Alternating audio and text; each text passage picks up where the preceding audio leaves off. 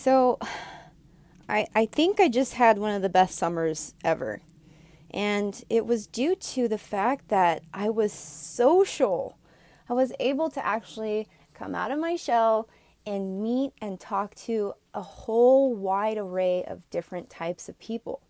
And that's something I'd always wanted to do because rewind, I would say about 7, 8 years ago, right when I started this YouTube channel, I was in one of the lowest depressions of my life and I could not connect. I actually refused. I went and started living in one of the biggest ponderosa pine forests in the entire world, and I just wanted to disappear. I wanted to have no connection to the human species because I was just in so much pain. So I went through that experience and I actually figured out that it's impossible to detach oneself from the human collective.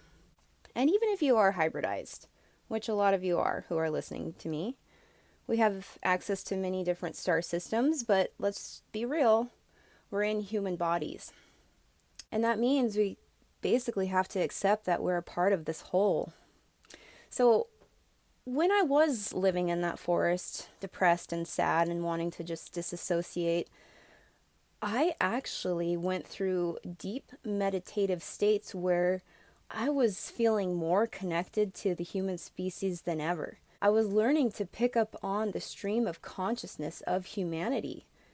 That human collective was me. And that's when I got a little discouraged. That's when I really realized that there was no way out. I couldn't run. I couldn't hide from the pain.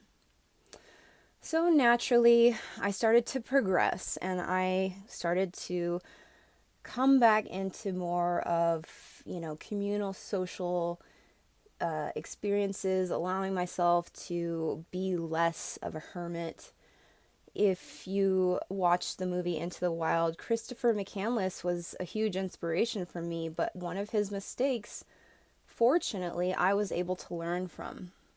It's almost like the notion of not going too far. For him and for me, it was like there was this disconnect. We felt the need to run, but I learned from his experience not to go too far and to come back to oneself, come back to one's community and to face that disconnect.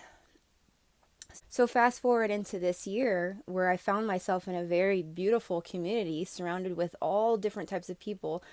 I mean, I've met people from all over the world, and the fact remains that there's still collective human pain that I must face. Looking into some of these interactions, I've learned that it hasn't been easy. It's not all fairies and unicorns. There was a lot of triggered moments. But the one thing that I really wanted to share with you today, and what really helped me get through this era of wanting to disassociate with my own species, was the depersonalization of the human collective pain. Now, what I mean is this confrontation of oneself through the interactions with others.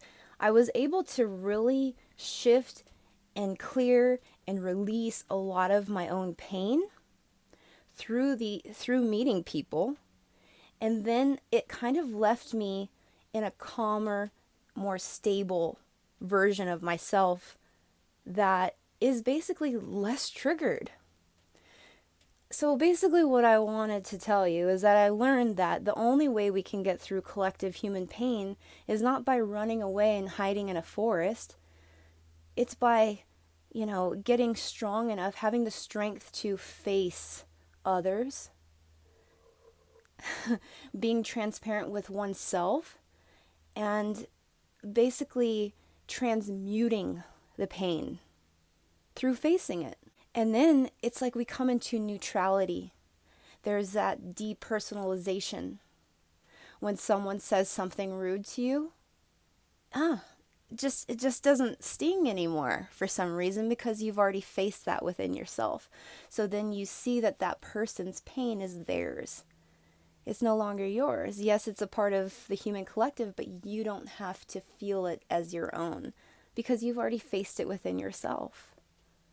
So that's what I learned this summer, and that's what I'm so excited about because I can actually join the species and just be cool.